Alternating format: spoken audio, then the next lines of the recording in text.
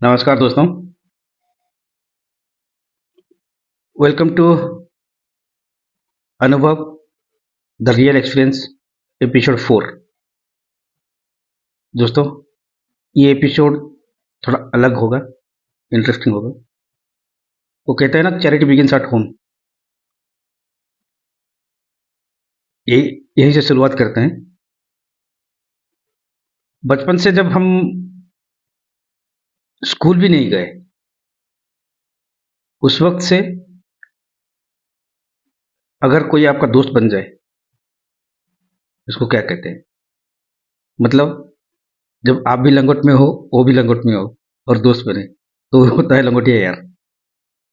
जी, मेरा भी एक लंगोटिया यार है। स्कूल जाने से पहले हमारी दोस्ती हो गई थी। वो हमारी कॉलोनी का तो था नहीं। हाँ, दूसरी कॉलोनी में रहता था। अ, उन इनफैक्ट उनके बगल वाले क्वार्टर में मतलब मेरे पापा के दादाजी रहते थे। कभी कभार हम उनके घर जाया करते थे घूमने। तो मेरे उम्र का तो वहाँ पे कोई था नहीं। तो या तो उसको दादाजी के घर बुला लिया करते थे, या तो फिर मुझे उनके घर भेज दिया करते थे खेलने के लिए। जिस वक्त तक मेरे माँ पिताजी बहन वो सब दादाजी के घर में रहते थे, तब तक मैं उनके घर में खेलता था, या तो वो आके दादाजी के घर में खेलता था। दोस्तों, तब की बात और अब की बात, हर समय हम साथ रहे। स्कूल भी साथ हमने कंप्लीट किया, कॉलेज भी कंप्लीट किया, इंजीनियरिंग कंप्लीट किया साथ में। वो भी नौकरी कर रहा है, मैं भी नौकरी कर रहा हूँ। हाँ, ये अलग बात है, स्टेटस दोनों का अलग अलग है। फिर भी लंगोटिया यार तो लंगोटिया यार होता है। बिंदास है, मेरी तरह वो भी बिंदास है। हम जब क्लास वन में आए ना, जब, हाँ, स्कूल में पढ़े नहीं थे, दोस्त बन गए थे,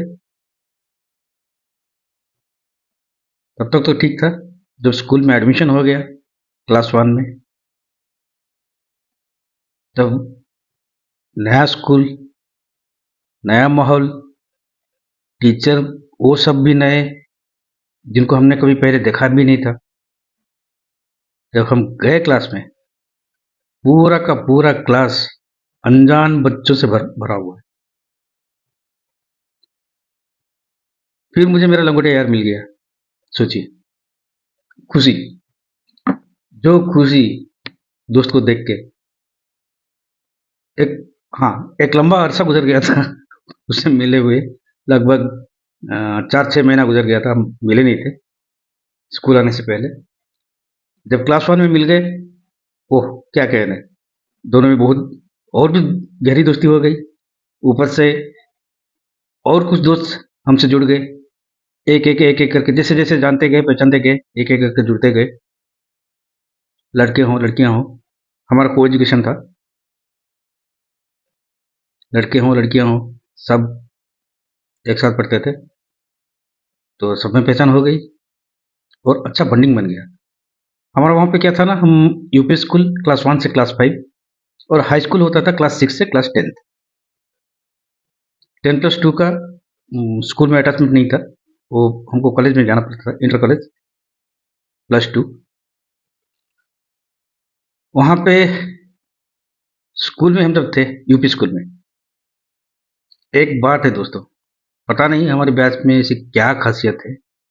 ये एक हमारा बैच ऐसा एक बैच है, क्लास वन से लेके हमने इंजीनियरिंग कंप्लीट की, हर साल में या तो कुछ ना कुछ कोर्स चेंज हुआ है, या तो फिर नया बुक आया है, इंट्रोड्यूस हुआ है, या तो फिर नया एजुकेशन पॉलिसी इंट्रोड्यूस हुआ। हर साल में जो भी हम नए क्लास में गए, हर साल में कुछ ना कुछ तो, जैसे घर का रिनोवेशन करते हैं ना, उसी तरह या तो एजुकेशन सिस्टम में, एजुकेशन पॉलिसी में, या तो फिर किताबों में कुछ ना कुछ रिनोवेशन हुआ करता था।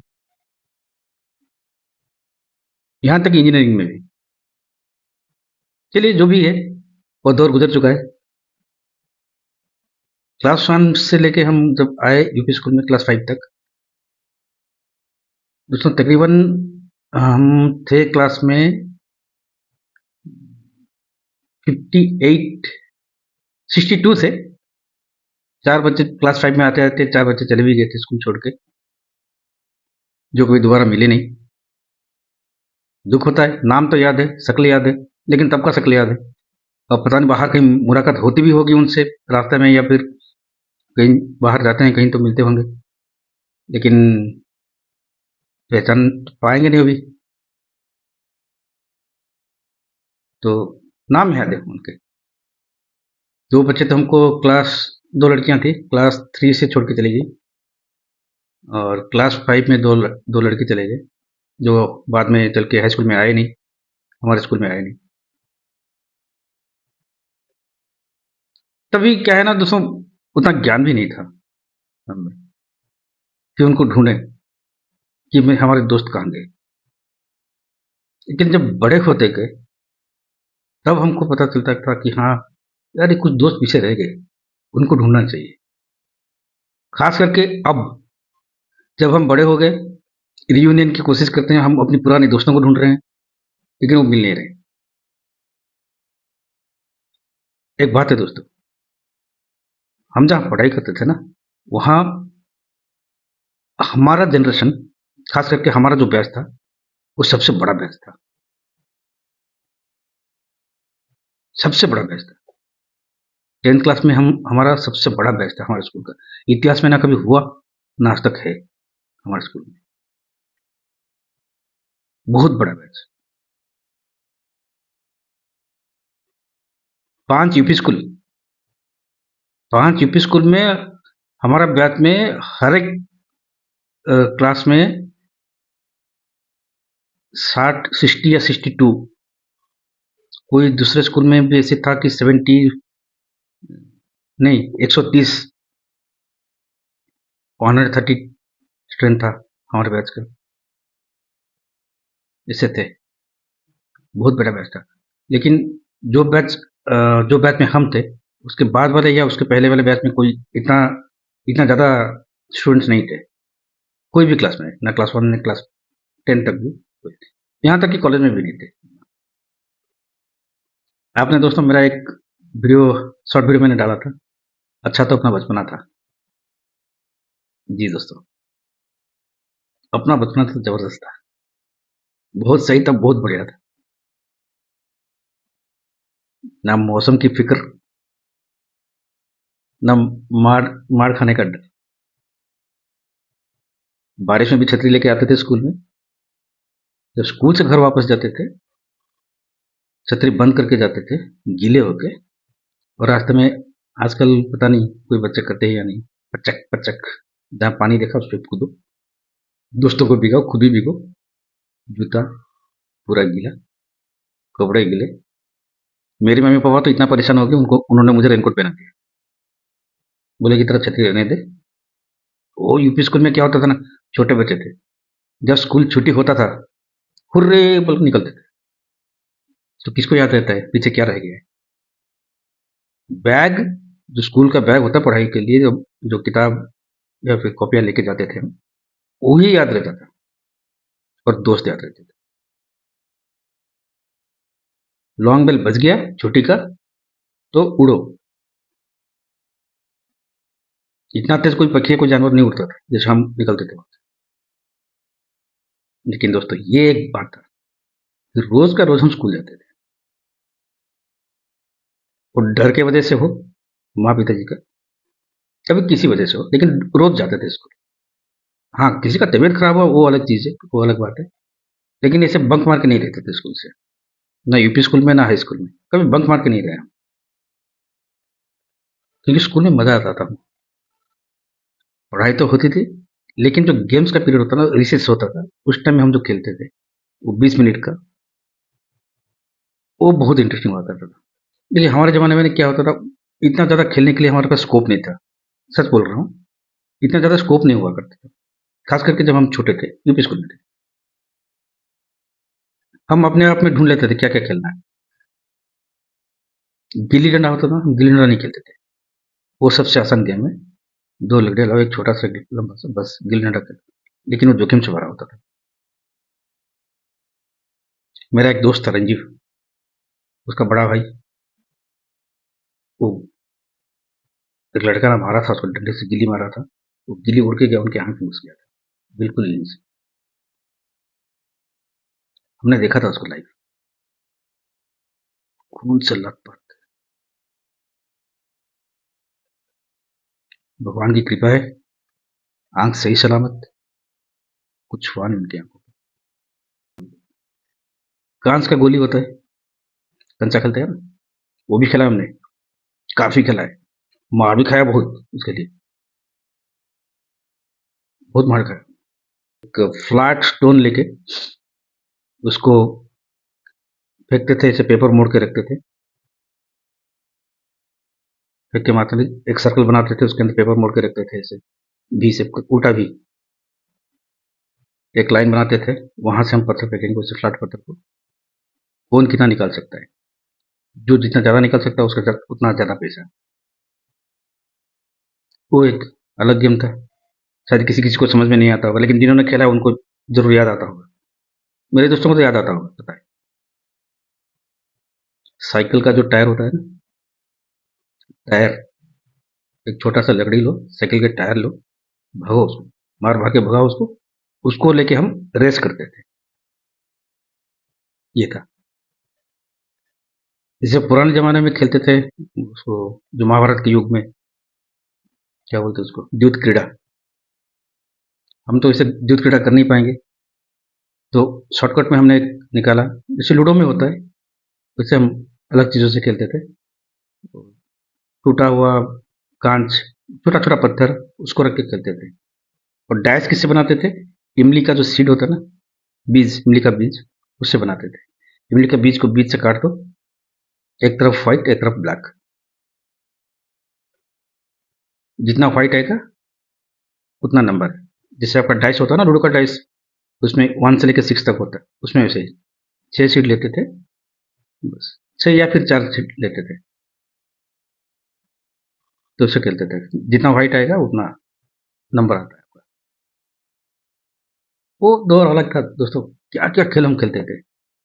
पता नहीं किसी और रीजन, हिंदुस्तान के किसी दूसरे रीजन में कुछ वो भी नए नए गेम खेलते होंगे जो हमको पता भी नहीं है। वो हम, उतना ज़्यादा एक्सपोज़र तो मिलता नहीं किसी बच्चे को बाहर, और हम थे एक बहुत ही बहुत बहुत ही रिमोट लोकेशन में, जहाँ पे पढ़ाई का भी इतना ज़्यादा एक्सपोज़र नहीं था। पहली बात, हम तो हिंदी मीडियम में पढ़े नहीं, ना ही इंग्लिश मीडियम में पढ़े, रीजनल लैंग्वेज में पढ़े। हमारे यूपी स्कूल में इंग्लिश तो क्लास 1 से था, इंग्लिश हमने क्लास 1 से पढ़ाई किया, लेकिन हिंदी हमने क्लास 4 से शुरू किया था लिखना। आ आ शुरू किया था हमने क्लास 4 में। तभी तो हमको हिंदी में नाम लिखना भी नहीं आता था हमको, खुद का नाम, सब सीखे। तो हिंदी के जो हमारे टीचर थे, पुष्पा मैम, मैम नमस्ते, अगर मेरा ये वीडियो देख रहे हैं तो कृपया आशीर्वाद दें मुझे, और ज़्यादा ग्रो कर सकूं। एक बात है दोस्तों, चाहे क्लास 1 हो, चाहे इंजीनियरिंग हो, पूरा एंटायर हमारा जो एजुकेशन लाइफ है ना, हर हर दौर में, हर साल में, जो भी टीचर्स आए हमारी जिंदगी में, क्लास टीचर्स, बेहतरीन टीचर्स,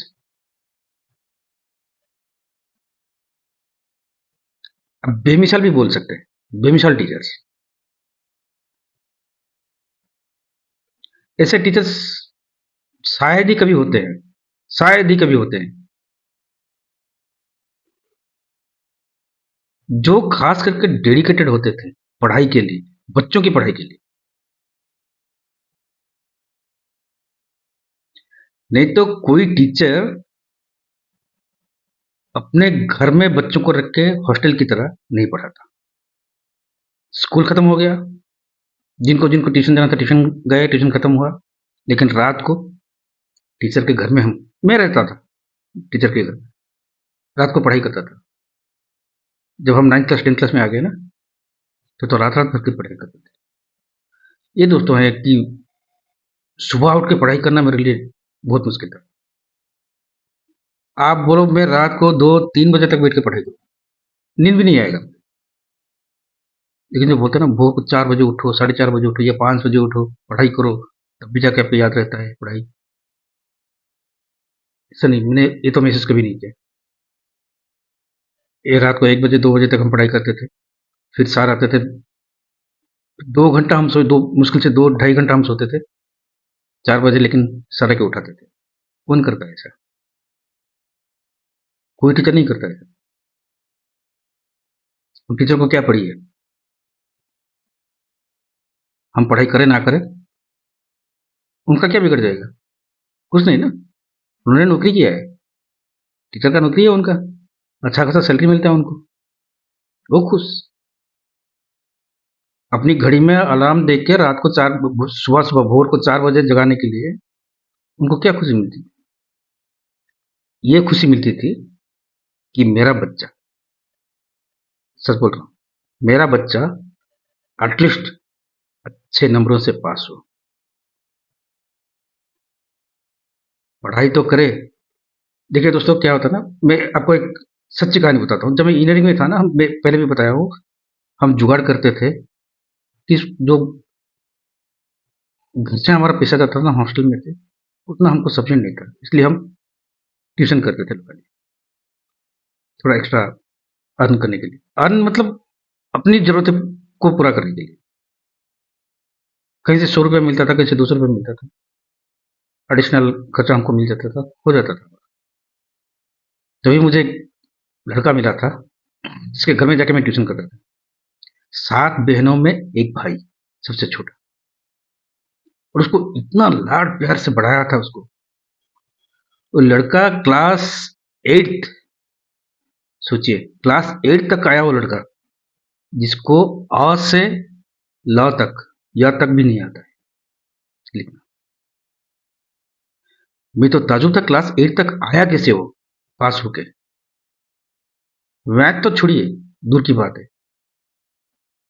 जिस भाषा में वो लिख रहा है, उसी भाषा का पूरा अक्षर उसको नहीं आते थे।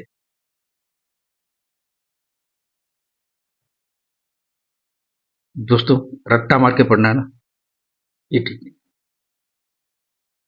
पढ़ना है ध्यान से। रट्टा तो पोपट भी मारता है। जो भी रटाओ वो रटेगा, आप बोलो वही बोलेगा, रिपीटेडली वही बोलेगा। हमको जो संस्कृत पढ़ाते थे ना, पंडित जी, उन्होंने बहुत सही बात कहा था, बच्चों पढ़ाई करना है, अपने फंडामेंटल क्लियर करो, जिस पे इंटरेस्ट आता ना उसी को पढ़ो, और जिसको इंटरेस्ट नहीं आता था जो सब्जेक्ट, उसको बार बार पढ़ो। जो सब्जेक्ट आपको इंटरेस्ट नहीं आता है, आपको समझ नहीं आता है, उसको बार बार पढ़ो, चाहे एक चैप्टर भी हो, किसी भी सब्जेक्ट का हो, उसको बार बार पढ़ो, देखिए वो याद रहेगा आपको। ये कहते थे हमारे पंडित। संस्कृत में हमने स्कूल में जो एनुअल फंक्शन होता है ना स्कूल का, हमने उसमें ड्रामा भी किया था संस्कृत में, उसी लैंग्वेज में। क्लास 8 में, क्लास 9 में 2 साल मैंने किया है, संस्कृत प्ले में रोल लिया है बतौर hero, and as awarded as best actor. और मेरी जो हीरोइन हुआ करती थी वो बेस्ट एक्ट्रेस। शॉर्ट वीडियो मैंने डाला था, अच्छा तो अपना बचपना था। उसमें एक जिक्र था तितली का, जिन्होंने सुना होगा उनको तो याद होगा, अगर याद भी नहीं होगा तो आप वापस जाके उस वीडियो को देख सकते हैं, मेरे शॉर्ट वीडियो में। अच्छा तो अपना बचपना था। उसमें एक जिक्र है तितली का, एक तितली, खूबसूरत सी तितली मेरी जिंदगी में आई है, आज तक भी। तब कुछ फीलिंग और था,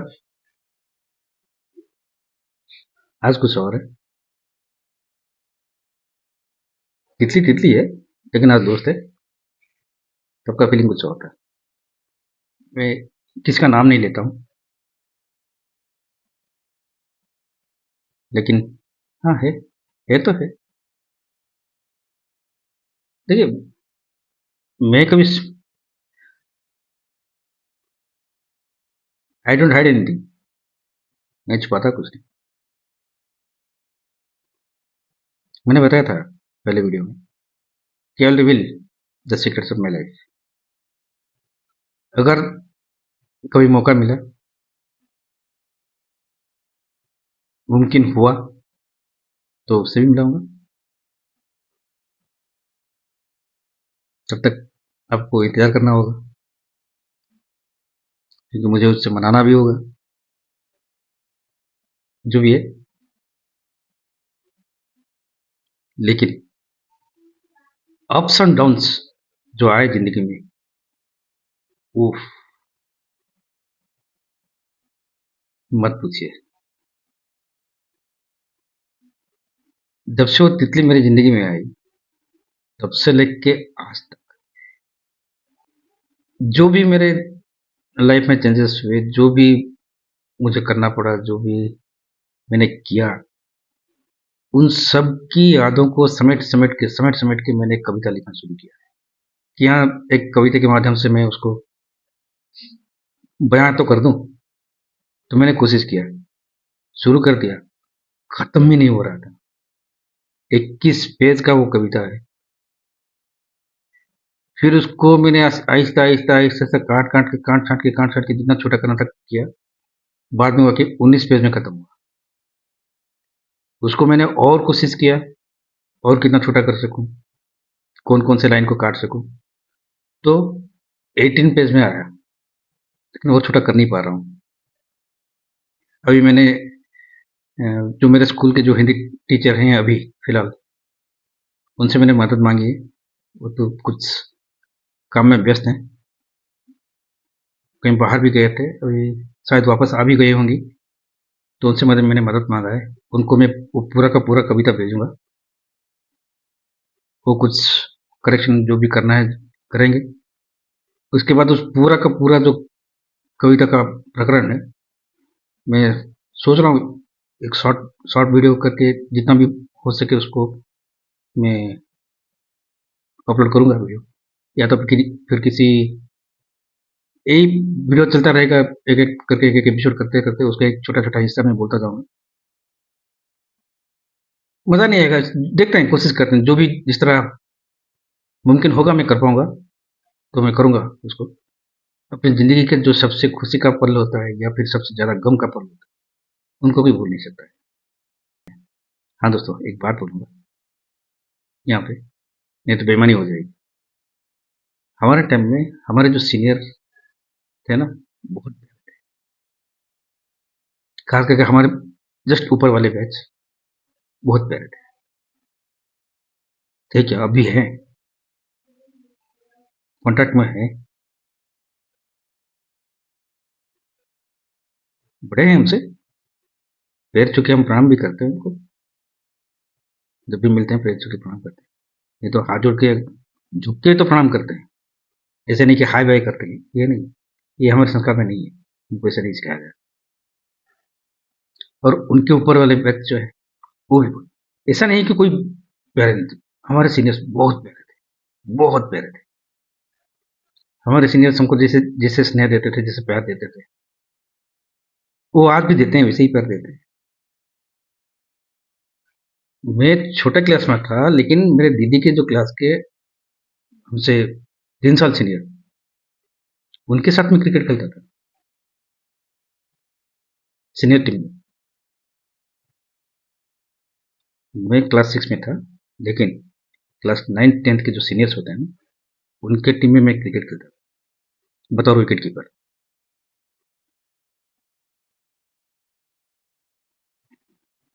है दोस्तों, वक्त वक्त की बात है। अच्छा खेलता था तो मुझे बुला के लिया करते थे। लेकिन सीनियर्स जब बॉलिंग करते थे ना, वो डरते थे कि बच्चा है, चोट वोट लग जाएगा। लेकिन जब उन्होंने बॉलिंग किया और मैंने ट्राई किया, फिर उनको पता लग गया इसको ऐसे कम नहीं आंक सकते। लेकिन दोस्तों क्या है ना, वो जो सीनियर क्लास के हमारे जो भैया हैं, दीदी हैं, उसमें क्या होता है ना, देखिए जैसे एज गैप, आप अपनी आपकी जो एज है, आपके दोस्त हैं अपने एज के, लेकिन आपसे थोड़ा बड़े, जो जस्ट आपके ऊपर बैच है, उनसे जितना क्लोजनेस होता है, उनसे सीनियर, उनसे थोड़ा गैप ज़्यादा हो जाता है क्योंकि एज गैप बढ़ जाता है। उससे जितना ऊपर-ऊपर सीनियर अ, आ आपकी ज़िंदगी में आते रहेंगे, तो उनसे थोड़ा गैप बढ़ता रहेगा। क्योंकि एक ऐसा टाइम भी आता है जब आप अ, स्कूल में होते हैं और आपके सुपर सीनियर वो कॉलेज में गए हैं, उनके साथ थोड़ा डिस्टेंस रहता है। आप पहचानते होंगे उनको, लेकिन उसके साथ थोड़ा गैप हो जाता है। बहुत प्यारे थे लेकिन हमारे सीनियर। मैं स्कूल की, खाली स्कूल की बात नहीं कर रहा हूँ, सिर्फ स्कूल की बात नहीं कर रहा हूँ, लेकिन इंजीनियरिंग में भी हमारा इंजीनियरिंग में ज़बरदस्त एक फंडा था। ये एक नियम था, कानून था हॉस्टल में। जूनियर क्लास के, मतलब ख़ास करके जो फर्स्ट ईयर के होते हैं, फर्स्ट ईयर के कोई भी स्टूडेंट बाहर कहीं भी होटल में नाश्ता कर रहा है या फिर डिनर खा रहा हो, अगर वहाँ पे कोई भी सीनियर है पहले से मौजूद या फिर बाद में आया, उन जूनियर्स की बिल का पेमेंट वो करते थे, सीनियर्स। जी, है ना? बहुत प्यारे थे हमारे सीनियर्स। कब कब बना ये नियम, कब बना ये कानून, मुझे पता नहीं, लेकिन हाँ दोस्तों, उन्होंने भी हमको वही सिखाया था, हम भी आगे चल के वही सीखे, उसी परंपरा को आगे निभाया हमने। हमसे जो जूनियर आए, कहीं मिल के नाश्ता करते हुए फिर या फिर डिनर करते हुए, लंच करते हुए, तो उनका पेमेंट हम कर लेते थे। देखिए, आप अपने दोस्तों के लिए कभी आप पार्टी मनाने जाते हैं, तो आप अपने दोस्त के लिए पेमेंट करते हैं, या फिर दो दोस्त साथ में गए खाने के लिए, दोनों का किसी एक ने पेमेंट कर दिया, दोस्त के लिए पेमेंट कर दिया, जूनियर के लिए पेमेंट करके देखिए, बहुत कुछ मिलती है। उसमें क्या होता है ना, देखिए, एक तो सीनियरिटी का फील भी रहता है, और जो जूनियर होता है ना, वो सीनियर के लिए उतना रिस्पेक्ट भी बढ़ता है उनके लिए। डर और भय नहीं, रिस्पेक्ट बढ़ता है, ये होता है जो हमारे सीनियर्स ने हमको सिखाया। हम तो यही सीखे कि उनके लिए हमारा रिस्पेक्ट बढ़ता है। बाकी पता नहीं किसके लिए क्या होता है, जो जिस तरह से ले सकता है। क्योंकि देखिए, एक गुलाब आप ग्लास में रखिए, चारों तरफ चार लोगों को बिठाइए, हर एंगल से हर किसी को वो गुलाब अलग अलग डिजाइन का दिएगा। अब उस गुलाब का एक स्केच बनाइए चारों तरफ से, तो चारों को देखिए अलग रहेगा। इसलिए बोल रहा हूँ, कोई भी पहलू हो, तो हर किसी का अपने देखने का अपना अपना नजरिया होता है, जो जिस नजर से देख सकता है, जो समझा। दोस्तों, सीनियर्स बहुत प्यारे थे, बहुत प्यारे।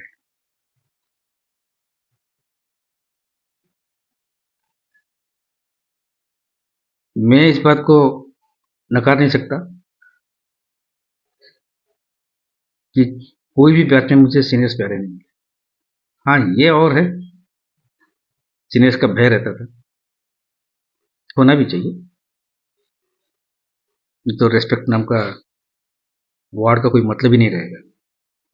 क्योंकि देखिए देखिए दोस्तों, रेस्पेक्ट एक ऐसी चीज है जो आपको ना संस्कार में ही मिलती है। इसलिए मैं जो स्टार्टिंग से बोला था, चैरिटी बिगिंस एट होम, ये वहीं से आता है। जैसे आप अपने माँ पिताजी, बड़ी बहन, बड़ा भाई, चाचा चाची, मामा मामी, ताऊ फूफा, जो भी है, उनको जैसे रिस्पेक्ट करते हैं ना, आप अपने स्कूल में, कॉलेज में या फिर ऑफिस में अपने सीनियर्स को ऐसे रिस्पेक्ट किया।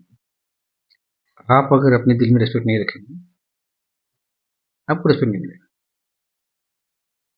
ये हमने सीखा था, हमने अपने बच्चों को सिखाया है। जिन्होंने नहीं सिखाया ना, उनको सिखाना चाहिए। अपने बच्चों को। ठीक है दोस्तों, आज का वीडियो यहीं पे रखते हैं। फिर एक और इंटरेस्टिंग और मज़ेदार बातों को लेके अगला वीडियो में आऊँगा। तब मैं आपको बताऊँगा कि हम जब मस्ती करते थे, किस लेवल का मस्ती करते थे। स्कूल के टाइम में हो या कॉलेज के टाइम में हो या इंजीनियर के टाइम में या फिर उसके बाद भी। मस्ती करने का मज़ा ही कुछ और होता है। जैसे जैसे आप बड़े होते जाते हैं ना, मस्ती का लेवल उतना बढ़ता जाता है।